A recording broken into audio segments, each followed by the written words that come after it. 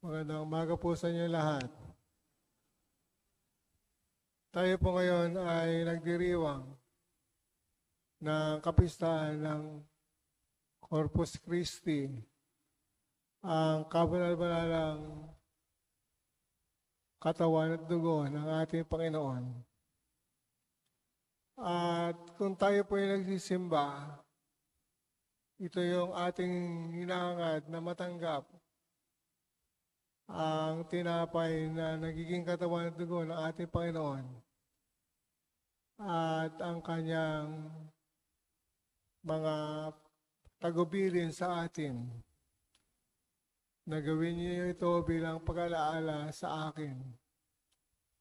Sa bawat pag-isimba natin, meron tayong tinatanggap sa pakikinig ng kanyang salita at sa pagkukumunyon na tinatanggap natin ang kanyang katawan at ang kanyang katauhan. Sinasabi po na hindi lamang simbolismo yung ating nakikita sa banal na ostya na ating itinataas, kundi bagkos ito yung real presence ng ating Panginoon ng kanyang sabihin sa huling hapunan, ito ang aking katawan na ihahandog para sa inyo. Ito ang kalis sa aking dugo na ibubuhos para sa ikaliligtas ng marami. Kung kaya sa kanyang ginawang sakripisyo sa krus, sa kanyang pag-aalay ng buhay, ay sinagip niya ang lahat ng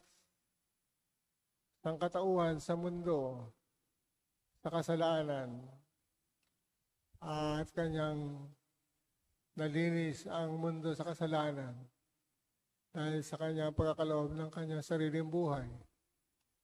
Kung papaano hinahati ang tinapay at ipinamahagi sa mga tao, gayon din naman hinahati niya ang kanyang sarili, ang kanyang katawan at ibinibigay sa lahat ng mga taong nagugutom.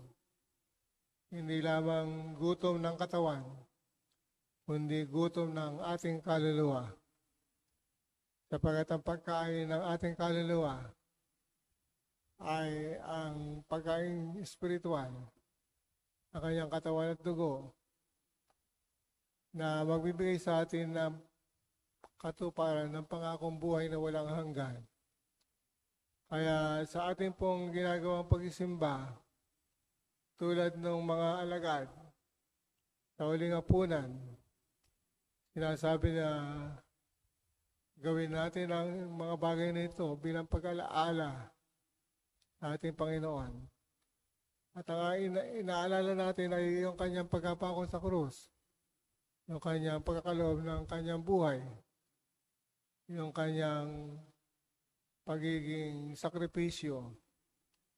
Kaya ito po yung dapat nating tandaan na bawat pagkakaloob natin ng sakripisyo sa ating kapwa ay pagbibigay ng buhay tulad ng ginagawa ng ating Panginoon na nagpasalamat siya sa Diyos at pinagati yung tinapay at 2 isda at nagkaroon po ng himala na dumami yung kanyang pinakain at sila'y nabusog.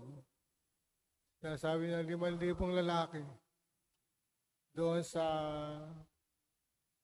burol o kabukiran na kung saan liblib na lugar. Pero naparami niya yung tinapay sa pamamagitan ng pagpapasalamat sa Ama. Kung kahit ganyan din naman sa ating buhay, magpasalamat tayo sa kung ano meron tayo at kung ano ang meron ang ating mga palad upang huwag natin sarilinin ang mga biyaya, kundi bagkos ihati natin sa ating kapwa pamagitan ng ating pagpapasalamat sa poong may kapal. At siguradong hindi tayo magugutom at makapagbibigay din tayo ng pandugtong ng buhay para sa ating kapwa.